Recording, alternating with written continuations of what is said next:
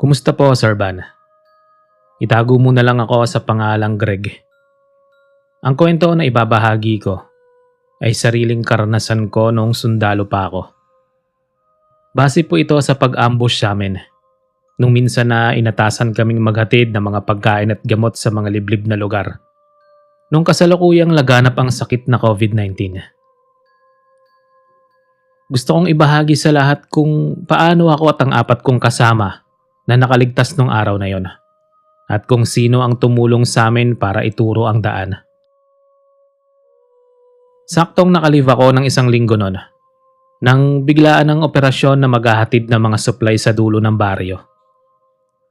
Dahil kulang ang team na pupunta, nag-volunteer ako na sumama kahit ayaw ng asawa ko. Hindi ko alam na may naghihintay sa amin na kapahamakan nung araw na yon. Hindi ko na lang sinama sa kwento ang pangalan ng lugar. Basta sa pinakadulo ng baryo yon kung saan liblib na at napapaligiran ng mga nagtataasang puno. Bali-balita din noon na ang lugar na yon ay daanan ng mga rebelde at minsan na rin naging kuta ng mga ito. Pero ayon sa ibang nakatira doon, matagal na raw naging tahimik ang dulo ng baryo. Yung iba kong kasama natakot nung marinig ang lugar na pupuntahan namin. 2 taon na kasi ang nakalipas simula nang may na-ambush na mga sundalo sa lugar na yon. Nakakalungkot lang dahil ni isa ay walang nakaligtas. Kaya iniisip na mga kasama ko, baka matulad kami sa nangyari noon. Wala nang nagawa ang iba kong kasamahan, kundi sundin ang utos sa amin. Bale, 2 sasakyan kami. Yung isang sasakyan ay puno ng supply na inalalayan ng 6 na tao. Habang sa isang sasakyan, naroon kami kasama ang iba. Hindi ko na matandaan kung ilan kami lahat. Medyo nakaramdam ako ng kakaibang kutob sa lakad namin. Pagdating sa kalagitnaan ng makitid na daan, huminto ang sinasakyan namin. Bumaba ako para tignan kung anong problema sa unahan. May mga nakaharang na malalaking kahoy sa gitna kung saan kami dadaan at talagang doon pa sa shortcut nangyari. Ang ginawa namin, bumalik kami sa kanto papasok sa main na daan. Medyo tumagal ang biyahe namin. Inabot na kami noon ng 4:00. Madilim na rin sa daan gawa ng nagsisitaasa na puno sa paligid na tumatabon sa araw. Ganun na lang ang gulat namin nang marinig ang putok ng isang baril. Sumigsag ang takbo ng sinasakyan namin.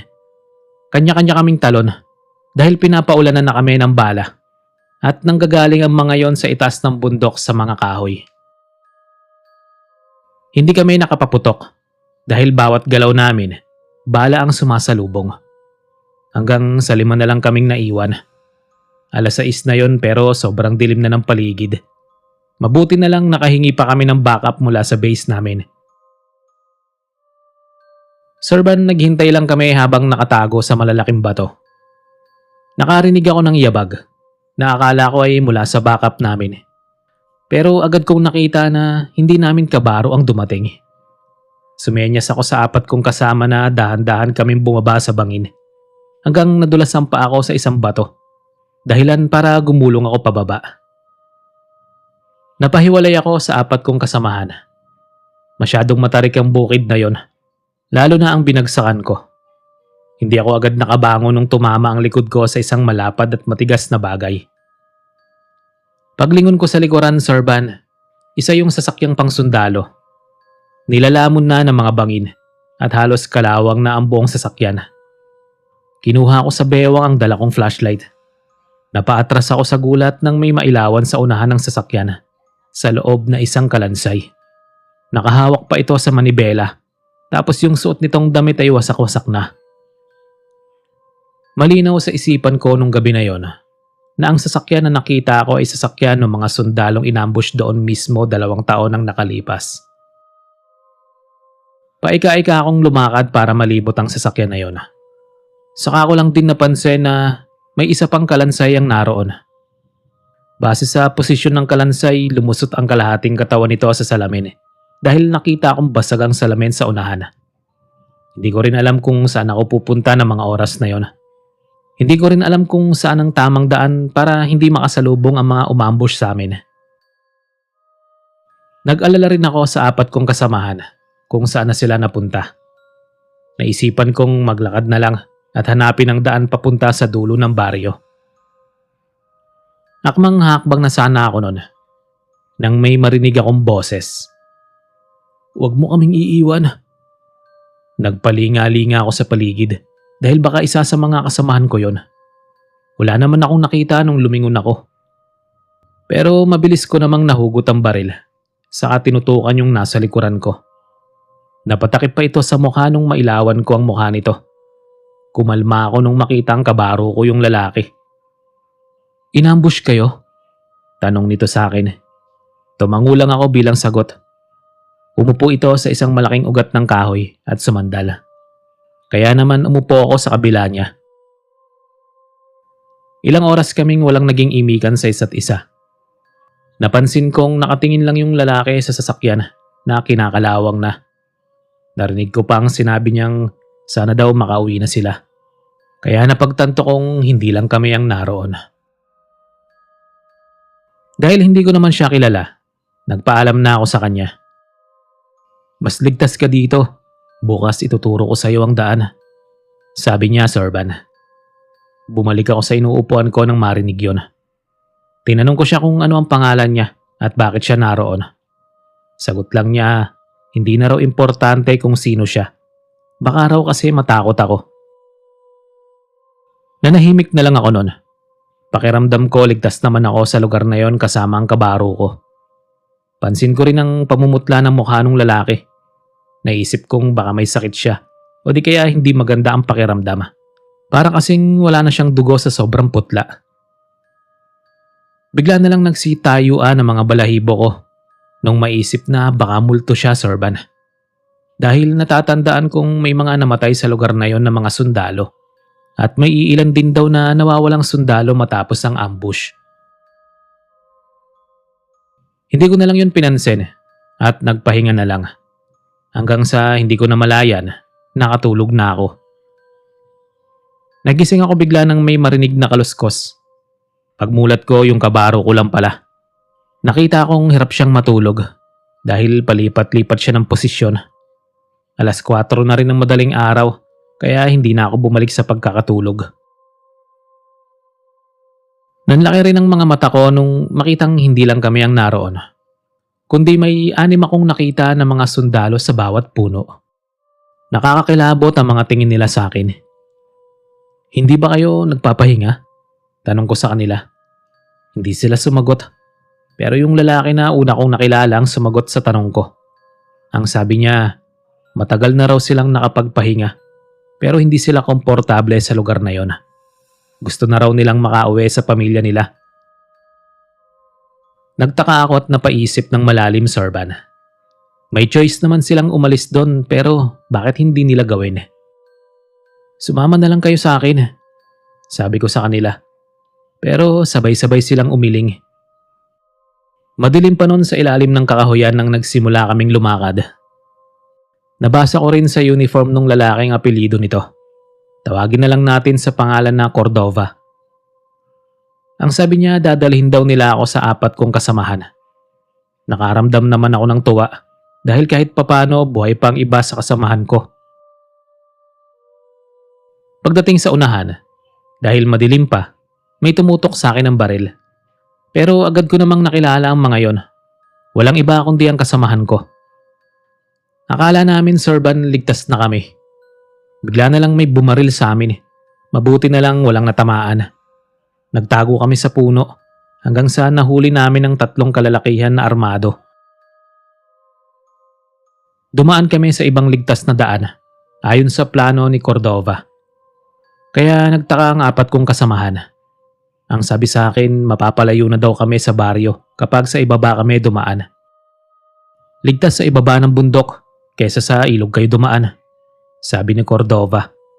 Ang hindi ko lang maintindihan, Sorban, ay kung bakit napansin kong parang hindi nakikita ng 4 kong kasamahan si Cordova at ang kasama din ito. Bigla na naman akong nakaramdam ng kakaiba at pagsisitayuan ng mga balahibo. Ramdam kong may mali kay Cordova at sa 6 nitong kasama. Pero isinawalang bahala ako na lang ang mga naiisip. at nagpatuloy sa paglakad. May itinuro sa akin si Cordova na daan. Ang sabi niya hindi na raw kami makikita ng kalaban doon. Sir Van, ligtas naman kaming nakarating sa baryo. Nadatnan din namin doon ng mga kabaro namin na magre-rescue sana nung araw na na-ambush kami. Pagkatapos ng operasyon namin sa pamimigay ng supply, umalis na kami at bumalik sa base. Habang nasa biyahe kami, Sir Van, tinanong ako ng isa sa mga kasama ko kung bakit napansin daw nila na nagsasalita akong mag-isa nung bumaba kami ng bundok. Sinabi ko sa kanila na may kausap talaga ako nun. Kinuwento ko rin sa kanila yung tungkol kay Cordova na ito ang tumulong sa akin nung ma-ambush kami. Pero pinagpilitan nila sa akin na wala raw kaming ibang kasama, kundi kaming 4 lang na naroon na bumaba ng bundok. Pagkarating namin sa base, Sir Van, agad kaming binigyan ulit ng panibagong misyon. Umabot kasi ang balita tungkol kay Cordova sa pinakamataas sa amin. Nalaman kong hindi lang pala siya basta kabaro ko lang. Isa pala siya sa mga nawawalang sundalo, kasama sa mga inambush 2 years nang nakalipas. Kaya pala nung gabi na una naming pagkikita, ay nasabi niyang sana makauwi na raw sila. Kaya naman yun ang misyon namin, ang bumalik sa lugar na yon para kunin ang mga kalansay nila at iuwi sa mga mahal nila sa buhay. Sa ibaba kami ng bundok dumaan para iwas ambush ulit. Nung makuha na namin ang mga kalansay, napalingon pa ako noon sa kakahuyan. Nakita ko ang 6 na kabaro ko. Nakahilera sila habang sumasaludo sa akin. Kaya gumanti rin ako. Sa awa ng Diyos, Sir Van, nabigyan ng maayos na libing at dasal ang grupo ni Cordova. Kahit ganun pa man, may ibang tanong pa rin sa isipan ko kung bakit hindi agad nahanap o nakita ang sasakyan nila Cordova. Tanong na hanggang ngayon ay walang kasagutan. Kaya napaisip ako na merong foul play sa nangyaring ambush sa kanila.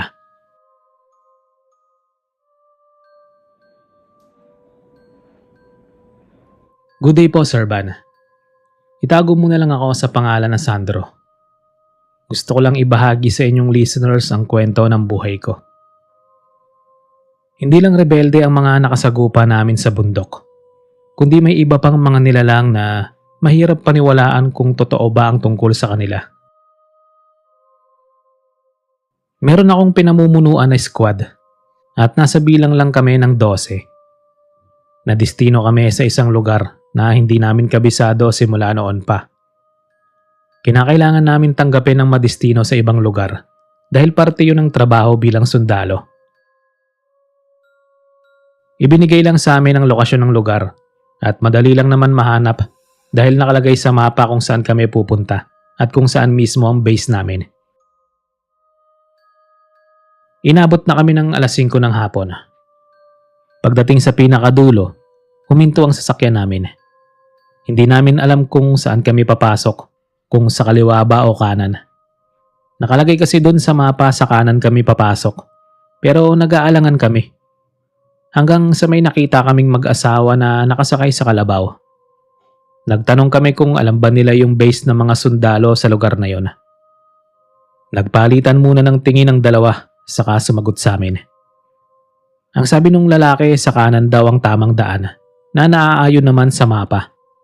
Medyo aabutin daw kami ng gabi bago makarating at masyado raw mapanganib kung doon kami dadaan. Pag sa kaliwa naman kami dadaan, mas mapapalayo daw lalo kami. Pero bago yun may sinabi pa sa amin ng mag-asawa. Mapanganib sa kanan kung dadaan kayo doon, sabi nung babae. Natahimik ako ng ilang segundo dahil wala naman silang sinabi kung anong klase ng panganib ang tinutukoy nila. Nagpasalamat na lang kami sa mag-asawa, Sir Van. Napagkasunduan na lang namin na sundan ang nasa mapa at isiniwalang bahala ang tinutukoy ng mag-asawa na panganib. Tuloy-tuloy lang ang biyahe namin hanggang sa inabot nga kami ng gabi sa daan. Wala na rin kaming nakikitang mga bahay. Tanging ilaw lang ng sinasakyan namin nang nagbibigay liwanag sa unahan. Muntik na akong masubsob ng malakas na naipreno ni Teddy ang sasakyan.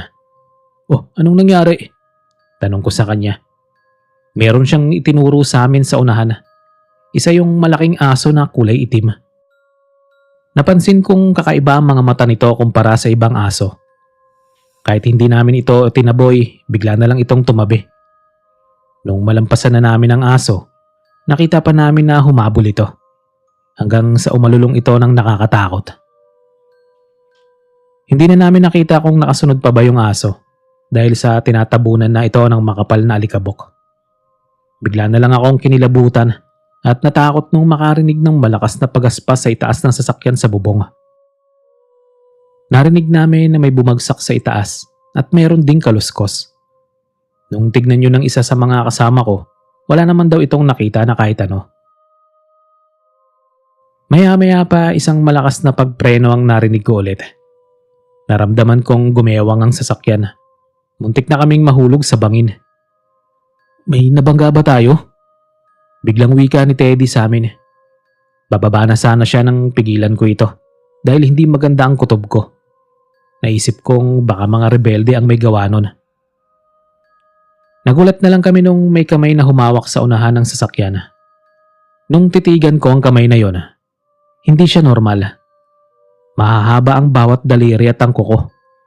Kitang-kita rin ang mga ugat sa likod ng palad nito. Kahit sundalo kami, nakaramdam kami ng takot nung gabing yon. Hindi naman naiwasan ng mga kasama ko ang mapasigaw nung biglang may lumitaw sa unahan na isang tao. Hindi ko nga alam kung anong klaseng tao ba yon. Sa itsura talaga nung tao na yon, mapapasigaw ka. Sumisinggat ang mga mata nito na parang katulad ng pusa. Idagdag pa na kulay pula ang kulay nun. Akmang babarilin na sana ni Teddy ang tao na yon nang pigilan ko siya, Sir Van. Baka kasi marinig ng mga kalaban ang putok, maambush pa kami. Sabi ng isa naming kasama, baka raw baliw lang yon. Kaya agad itong bumaba at nilapitan yung taong nakakatakot. Hindi ko inalis ang paningin sa tauhan ko, saka sa tao na yon. Nakahinga ako ng maluwag nung makitang maayos lang naman ang lahat. Inakbayan ng tauhan ko yung tao na yon. Kaya lang ang bilis ng pangyayari dahil bigla na lang nitong sinunggaban sa leeg ang tauhan ko. Hanggang sa may nakita akong dugo, kaya dali-dali akong bumaba at sinaksak yung tao na yon. Agad kaming umalis matapos ang naganap. Hanggang sa narating namin ang kampo ng mga kasamahan namin. Agad kong dinala sa klinik ang tauhan kong may sugat sa leeg. Nanginginig ito at halos hindi na makalakad ng maayos, kaya todo alalay ako sa kanya. Mukhang hindi ito basta sugat lang sabi ng first aider namin sa klinik. Pero susubukan niya raw na gamutin ang ganong klase ng sugat. Pinatawag naman ako ng tenyente namin para alamin kung ano ang nangyari. Kinuwento ko sa kanya simula sa simula. Nabanggit niya sa akin na may ganong klaseng tao rin daw siyang naengkwentro nung dumating sila sa kampo. Iilan daw sa tauhan niya ang kinuha. Matapos daw ang insidente na yon, nabalitaan niyang hindi talaga normal na tao ang mga yon. Nanlaki ang mga mata ko nung sabihin niyang aswang sa kabundukan ang naengkwentro niya. At malakas ang kutob niya na aswang din ang kumagat sa tauhan ko. Kahit abala ako nun sa mga ginagawa, hindi ko pa rin maiwasan na hindi isipin yung nangyari. Lalo na yung sinabi ni Tenyente tungkol sa aswang. Bandang hating gabi, napabangon ako sa higaan nung marinig na tinatawag ang pangalan ko. Sunod-sunod yun na para bang may problema. Paglabas ko ng barracks, isa sa mga squad ko ang naghihintay sa akin. Takot ang mukha niya at halos hindi makapagsalita ng maayos. Itinuturo niya sa akin ang klinik. Nakita ko rin na nagkakagulo sa loob nun. Nadatnan ko pa si Tenyente na naroon sa labas ng klinik. Ayusin mo ang tauhan mo, sabi nito sa akin. Kaya naman pumasok ako sa loob. At doon ko nakitang nagwawala ang isa sa mga tauhan kong may sugat sa leeg. Hindi ko na ito pinangalanan pa, Sir Van, dahil na rin sa kanyang privacy. Ayun na nga ang nangyari, Sir Van. Namumula ang mga mata nito na parabang may sore eyes. Nanlilisik ang mga matang nakatingin sa amin na naroon sa loob ng klinik. At ang hindi ko maintindihan ng mga oras na yon ay kung bakit naglalaway ito ng malapot. Nagsisilabasa ng mga ugat na maliliit sa mata at ang mga ugat nito sa leeg. Pinagtulungan namin siya para maitali sa higaan hanggang sa tinurukan ito ng pampatulog. Kinausap ko ang tenyente namin kung may alam ba sa nangyayari. Ang sabi niya, mukha raw na yanggaw ang tauhan kong yon. Nakukuha raw ang yanggaw sa laway ng aswang. Ang mas mabuti raw na gawin ay ibalik sa city ang tauhan ko para makita ng pamilya nito. Hindi raw first aider ang makakatulong sa tauhan ko, kundi ang isang manggagamot. Kaya naman nagplano ako na umaga na lang namin ihatid. Mahirap na kasi kung gabi kami aalis. Pagsapit ng gabi, Sir Van, nakahanda na kami para umalis kinabukasan. Nang ambushin ng mga rebelde ang kampo namin. Unang nasawi sa amin ay ang tauhan kong may sugat sa leeg. Ilang oras ang tinagal ng ambush sa kampo bago humupa ang palitan ng bala. Agad namin dinala sa klinik ang mga sundalong sugatan. Bawat sundalo na makikita namin, patay man o buhay, ay binibilang namin. Hanggang sa nakuha na namin ang lahat ng sugatan. Pero may 5 sundalo ang nawawala. Hindi rin namin nakita ang mga bangkay nila kung tinamaan man sila ng bala. Kaya naman nung gabi na yon, nagsagawa kami ng operasyon para hanapin ang nawawala. Maging ang bangkay ng mga rebelde ay wala na rin doon. Pagdating namin, Sir Van, sa unahan ng kakahuyan, bigla kaming napahinto nung may makitang isang tao. Kumakain ito ng bangkay ng tao. Nagulat na lang kami nung bumulagta sa lupa yung taong kumakain ng bangkay. Aswang ang isang yan, biglang sabi ni tenyente sa amin. Nung lapitan namin ng bangkay, nakilala namin ito agad na isang kabaro namin pala ang kinakain ng aswang na yon. Wala na yung lamang loob at lasog-lasog ang katawan. Nagpatuloy kami sa paghahanap. Napansin kong napapalayo na kami sa kampo. May bakas ng mga dugo dito, biglang sigaw nung isa sa amin sa kabila. Nagkalat sa mga dahon na tuyo ang dugo at may nakita pa kaming mga laman loob na nagkalat din. Kinilabutan ako ng husto dahil doon. Buong buhay ko, rebelde lang ang kalaban namin sa bundok. Hindi ko sukat akalain na may aswang akong makaka-encounter na akala ko sa mga pelikula ko lang makikita. Bigla akong napadapa sa lupa nung may tumalon na hayop sa ulunan namin. Ang bilis din nilang nawawala sa dilim, lalo na ang mga kilos nilang hindi namin masundan. Hindi ko malilimutan ang gabi na yon, Sir Van. Nagkaroon ako ng malaking sugat sa likod nung malakas akong kalmutin ng aswang. Nagpatuloy kami sa pagpasok sa gitna ng kakahuyan para mahanap ang 4 pa naming kabaro. Hanggang sa 2 asong malalaki ang humarang sa amin.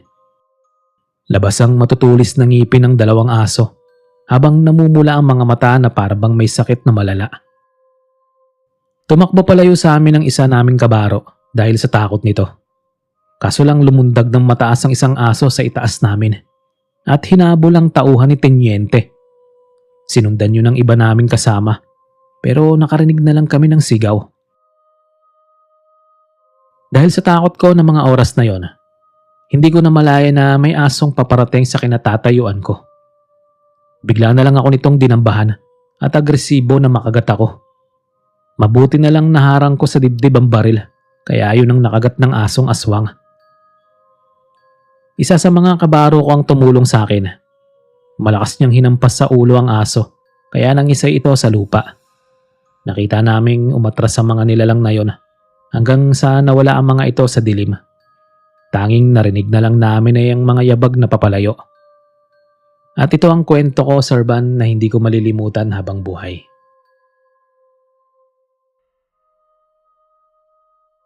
Mapagpalang araw sa iyo, Sir Van. Gusto ko lang ibahagi sa lahat ang lumang kwento ng kampo nung panahon na inambush ang kampo namin. Sa kasalukuyan ay isa na akong retired na sundalo. Gusto ko lang balikan ang nakaraan ko kasama ang aking mga kaibigan na nasawi sa ambush. Sakto kasing nakikinig ang isa sa mga apo ko sa channel mo. Kaya naman nawili din akong makinig. At nung malaman ko na true story sa mga kwento mo, agad kong naisipang ipadala sa iyo ang kwento kong ito. Tawagin mo na lang ako sa pangalang Kapitan de la Cruz. Isang gabi naisipan kong magpatrolya mag-isa sa loob at labas ng kampo. Kakaibang pakiramdam ko na mga oras na yon. Para bang may magaganap na hindi maganda. Sumakay ako ng sasakyan para madali ang pagpatrolya ko. Kung lalakarin ko lang kasi ang buong kampo, maaabutan ako ng ilang oras dahil sobrang lawak nun. Saktong pagsakay ko sa sasakyan, isang malakas na pagsabog ang narinig ko sa likuran ng kampo. Nakita kong nagkagulo ang lahat sa loob. Saka ko napagtanto ang nangyayari. Nasundan ng pangalawang pagsabog ang una. Kaya naman kumaripas ako ng takbo pabalik sa loob. Sunod-sunod na misail ang bumagsak sa lupa. Apoy at alikabok ang bumalot sa buong kampo. Gumanti kami ng paputok. Hanggang sa natigil din yon. Nasa 30 ang nasawi sa amin. Tapos 10 naman ang sugatan. Hinanap ko ang matalik kong kaibigan. Tawagin na lang natin sa pangalan na Sargento Garcia. Isa siya sa mga sundalong pinakamalapit sa akin. Nagtanong-tanong ako sa mga sundalong nakakasalubong ko kung nakita ba nila si Sargento Garcia. Pare-pareho lang ang sagot nila na hindi raw. Hanggang sa isang sundalo ang nakapagsabi sa akin na hindi raw ito nakalabas sa kanyang silid. Kaya naman bigla akong kinutuban ng masama. Dali-dali akong kumaripas ng takbo kung saan siya namamalagi sa kampo. Pagdating ko doon agad ako ng lumo dahil sunog na ang silid na yon. Hindi ko na rin nahanap pa ang bangkay niya dahil muli na naman kaming inambush at pinaulanan ng bala. Hindi naman siguro matatawag na duwag ang isang sundalo kung umatras kami ng gabi na yon. At ang mas malala pa, sasakay na sana ako ng sasakyan nang mahagisan ako ng granada sa paa. Yun ang dahilan kung bakit naputol ang isa kong paa sa kaliwa. Hindi naman ako nagsisi na nangyari sa akin yon. Ang importante, buhay ako at paa lang ang nawala sa akin. Simula noon, inabandona na namin ang kampo na yon at wala nang bumalik pa sa lugar na yon. Isang gabi noon, Sir Van, habang natutulog ako sa bahay, bigla na lang akong nagising dahil sa isang masamang panaginip. Laman ng panaginip ko ay ang mukha ng kaibigan kong si Garcia. Sumisigaw ito sa madilim na lugar na para bang naghihirap. Dahil doon napabalikwas ako sa higaan. Basang-basa ang damit ko ng pawis. Akala ko hindi na mauulit ang ganong panaginip hanggang sa sumunod na gabi na naginip na naman ako. At nung mga sumunod na nangyari, nagpakita na sa akin si Garcia. Bandang 7:00 ng gabi, nakatitig lang ako noon sa litrato ng kaibigan ko. Simula kasi nang mapanaginipan ko siya, hindi na ito mawala sa alaala ko. Saktong paghaplos ko ng litrato niya, Sir Van, nang may maamoy akong parang karne na iniihaw. Noong una parang sumama lang yun sa hangin. Pero nung sumunod mas lumakas ang amoy na yon na para bang nasa loob na ng bahay. Sumingot-singot pa ako sa higaan. Bigla na lang nagsitayuan ang mga balahibo ko dahil doon. Itinulak ko ang wheelchair para sana pumasok na sa kwarto nang biglang mamatay sindi ang ilaw. Nakarinig ako ng yabag noon sa likuran. Hindi ko naman makita kung sino ang nagmamay-ari ng yabag dahil madilim, lalo pa at patay sindi ang ilaw. Naramdaman ko na lang na may humawak sa likuran ng wheelchair at dahan-dahan na tinutulak yon. Kinilabutan ako ng mga oras na yon, Sir Van, kaya naman tinawag ko ang pangalan ng anak ko.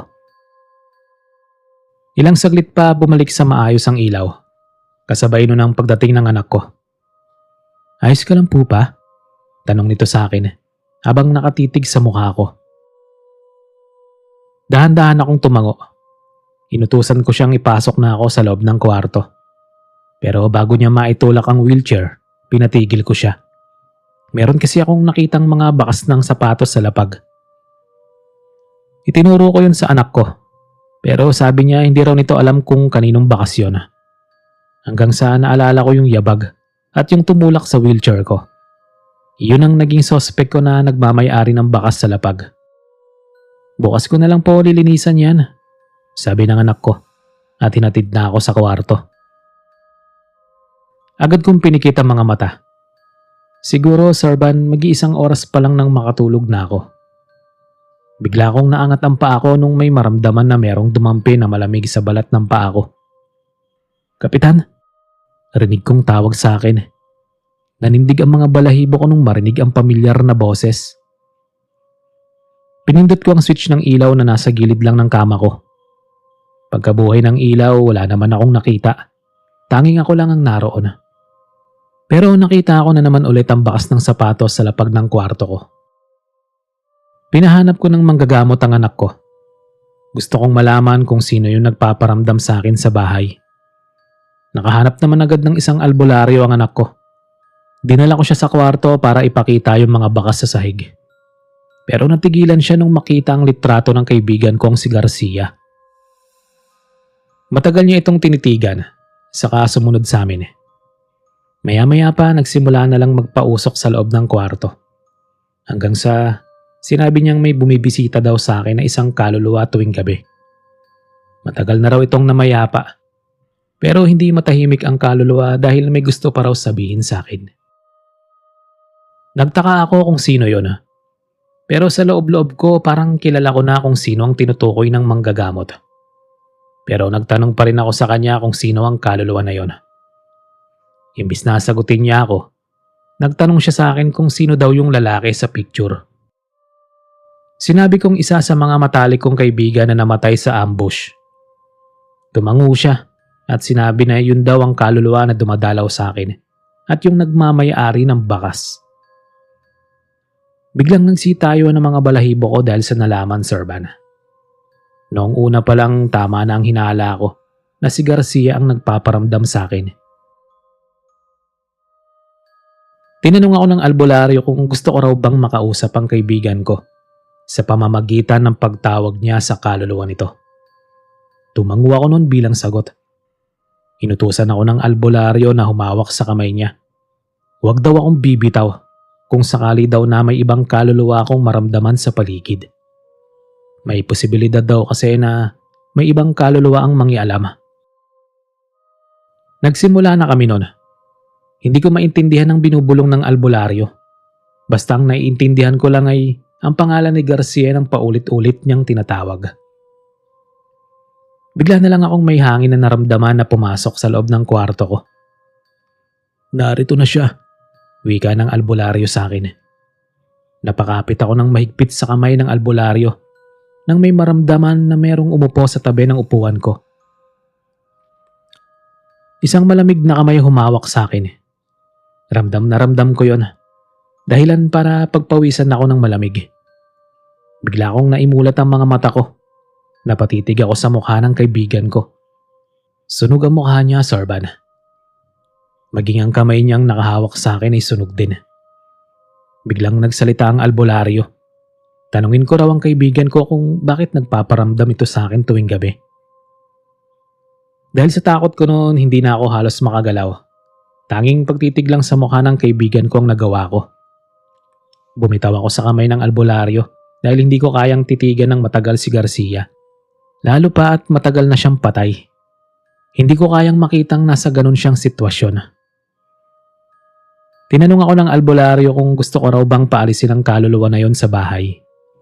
Hindi ako pumayag dahil may gusto pa akong gawin. Gusto kong tanungin mismo ang kaluluwa ni Garcia kung nasaan ang bangkay niya. Kahit yun na lang ang magawa kong pagtulong sa kanya, ang maiuwi ang kanyang kalansay sa mga mahal niya sa buhay. Nung mismong gabi na yon, muling nagparamdam sa akin si Garcia. Talagang hindi ako natulog ng gabi na yon. Pagsapit ng hating gabi, nakarinig ako ng yabag sa likuran ko. Nakaharap ako nun sa salamin habang nakikita akong nakatayo ang matalik kong kaibigan sa likuran ko. Hindi mo ako hinanap? Bigla niyang sabi sa akin. Baka sa boses niya ang kalungkutan na may halong pagkadismaya. Hindi ako nakapagsalita, Sarban, hanggang sa tuluyan na siyang naglaho nun. Naramdaman ko na lang nabasa ang pisngi ko ng mga luha. Kinabukasan, Sir Van, nagpasama ako sa anak ko na balikan namin ang lumang kampo. Pagdating namin doon, halos hindi na namin mahanap ang kampo dahil sa tinabunan na yun ng mga matataas na damo at kung ano-anong halaman. Sa awa naman ng Diyos, nahanap namin ang anak ko. Nung mga panahon na yon, nagpakita ulit kasi sa akin si Garcia. Itinuro niya sa akin kung saan makikita ang bangkay niya. Inilagay namin sa malaking plastic at bag ang mga kalansay ni Garcia. Sa huling pagkakataon, sumaludo ito sa akin habang nakangiti. Kaya sumaludo rin ako sa kanya. Napatingin naman ang anak ko kung saan ako nakatingin. Alam kong alam niya na nakikita ako na mga oras na yon si Garcia. Hindi ko alam sa sarili kung tama ba o sapat na ang nagawa ko para sa matalik kong kaibigan, para matahimik siya. Palagi ko rin dinadalaw ang puntod niya at pinagtitirik siya ng kandila. Yo, what's up sa inyo mga kamalikpata? Kumusta po kayo? Shoutout po tayo . So yun, sa shoutout ko po yung mga nag-comment doon sa last upload natin. Nag-comment po ako doon na comment po kayo sa video na yon para ma-shoutout po kayo. So doon po tayo mag-i-start na magbasa ng mga nag-comment para sa shoutout segment natin ngayon. So yun, simulan na po natin. Babasa-basa lang po ako. Shoutout po sa inyo, Beauty Rose San Agustin. Thank you so much po. Shoutout. Shoutout sa iyo, Boss Bobby Ong Sueco. Shoutout, Boss Bobby. Shoutout sa iyo, Baby Debbie. Shoutout po. Thank you. Shoutout sa iyo, Ana Marie Pabinala. Shoutout po. Shoutout sa iyo, Ma'am Raylene Grace Lamis. Shoutout po, ma'am. Thank you po. Shoutout sa iyo, Ma'am Anoch Nibla. Shoutout sa iyo, Marcus and Angry Bird. Shoutout po. Shoutout din sa iyo, Audrey Creer. Shoutout po, ma'am. Shoutout din sa iyo, Mary Gaz. Shoutout, Ma'am Mary Gaz. Shoutout sa iyo, Serye. Thank you. Shoutout. Shoutout sa iyo, Ma'am Joanne Mori. Thank you po, ma'am. Shoutout po. Shoutout sa iyo, RR Ong Bueco. Shoutout sa iyo, Boss RR Ong Bueco. Thank you. Shoutout din sa iyo, Ezekiel. Shoutout, Boss Ezekiel. Shoutout sa iyo, Mr. Calls. Thank you. Shoutout sa iyo, Stolen Child. Shoutout po. Shoutout, Ma'am Bridget Manyalak. Shoutout din, Boss Benji Inerva. Shoutout sa iyo, Nana and Laleng. Thank you po. Shoutout po. And shoutout po sa inyo, Araw ng Buhay Ko. I can shine on you. Thank you. Shoutout po. So yun, ayun lang po muna ang ating shoutout para sa araw po na ito, para sa video po na ito. Dahil yun lang po ang comment sa last upload po natin. So sa mga gusto pong ma-shoutout, magpa-shoutout, comment po kayo sa video na to para po mabasa ko yung mga pangalan po ninyo at ma-shoutout ko po sa susunod na upload. So yun, muli, ako po si Van Malik, ang inyong narrator. Ako po ay lubos na nagpapasalamat sa inyong lahat. Kita-kits po sa mga susunod na video. Hanggang dito na lang po muna. And I thank you. Ciao.